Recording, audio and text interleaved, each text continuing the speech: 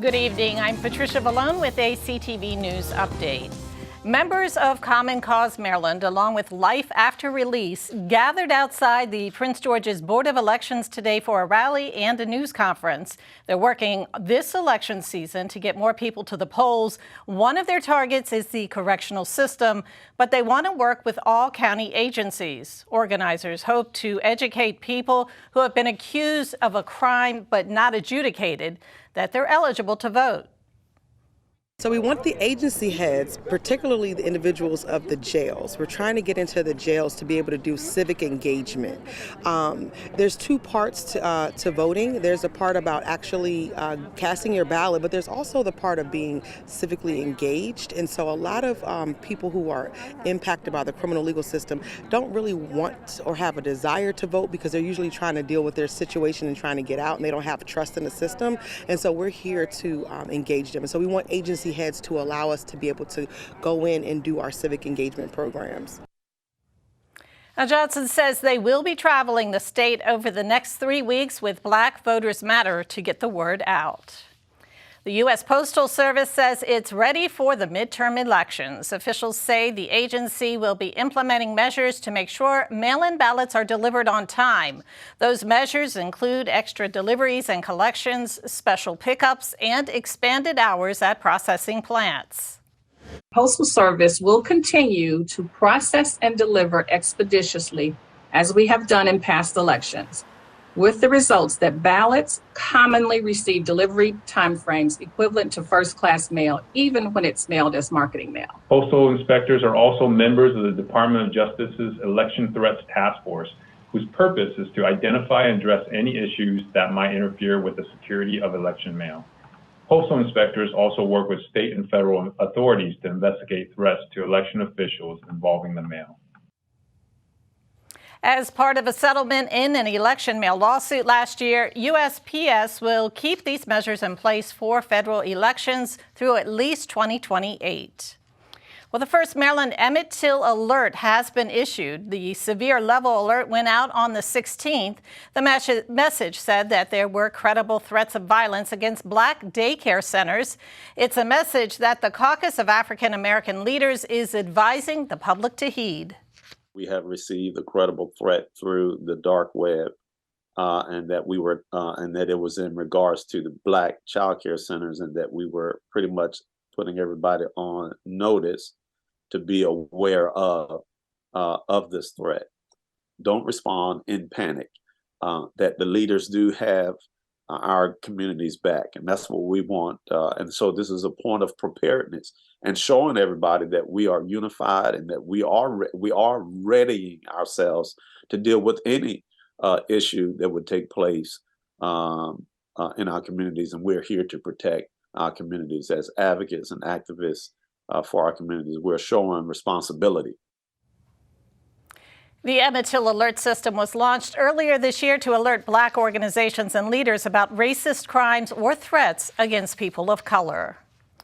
An Anne Arundel County judge strikes down Maryland's digital advertising tax. The judge ruled that Maryland's law violated the U.S. Constitution and the Federal Internet Tax Freedom Act. The Maryland General Assembly approved a tax on Internet advertising last year.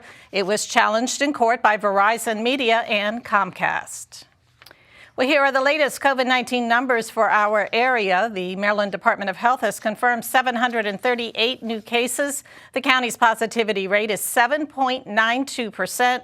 15 Marylanders have died of COVID over the past 24 hours. 476 people are hospitalized. And you are watching CTV News. I'm Patricia Vallone. We'll be back in just a moment. Like to go to war, to bravely step forward and sacrifice for what you believe is right. We see those who are redefining what it means to serve, to be a patriot, a hero, and to save lives. From our nation's injured veterans to the faces of courage across America today, we see you, we support you, we salute you. Thank you. Thank you. Thank you. Thank you for your service. Thanks for staying with us. Well, some refer to glioblastomas as a death sentence, an unfortunate choice of words for people struggling with the deadly brain tumors. But a new Israeli study claims to have eliminated the tumors in mice by attacking them from different directions, instead of forcing something new on their system. The research is bringing new hope to many families. We were lucky. After Chris's first operation, they said 2 years. He lived for 6. Jean and Michael Basilio are talking about their son Chris, a former CTV staffer who died of a glioblastoma brain tumor back in 2006.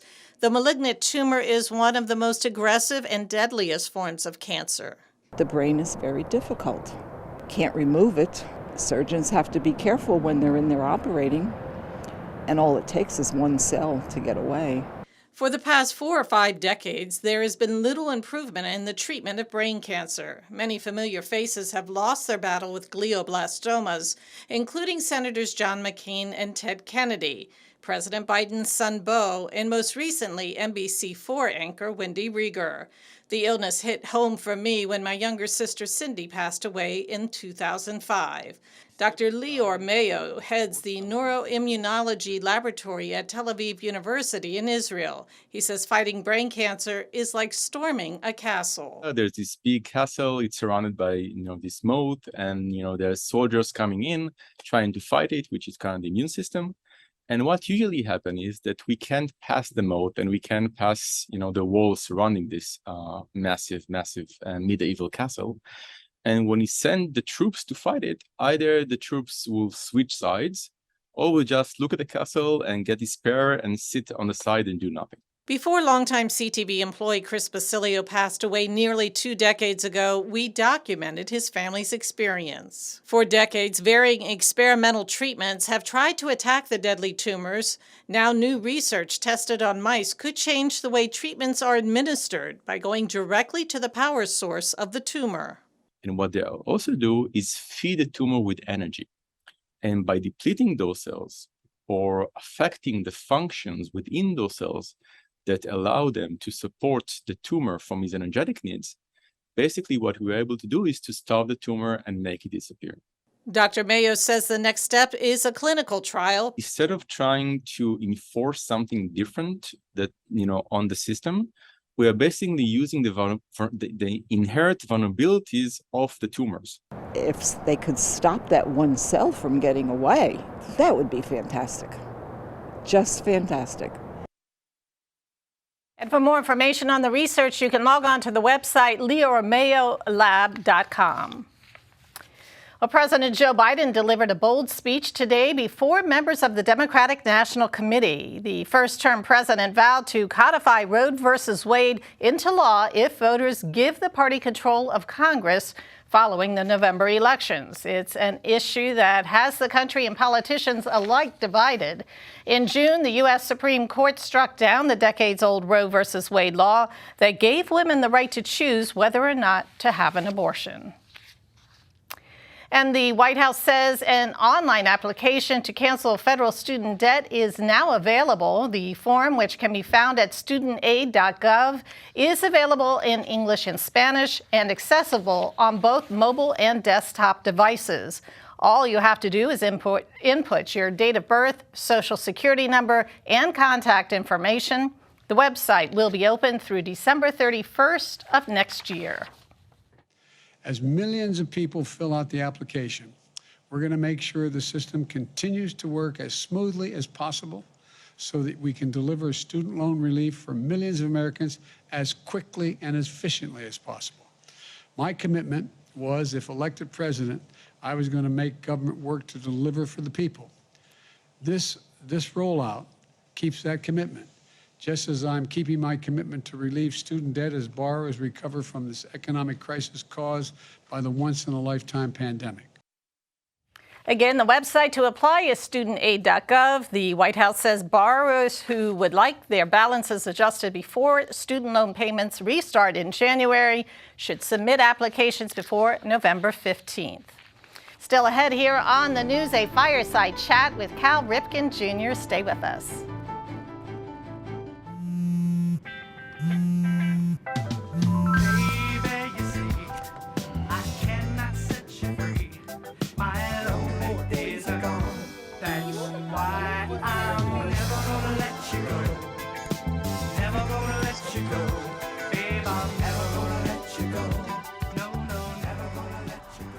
go. Thank you. Thank you.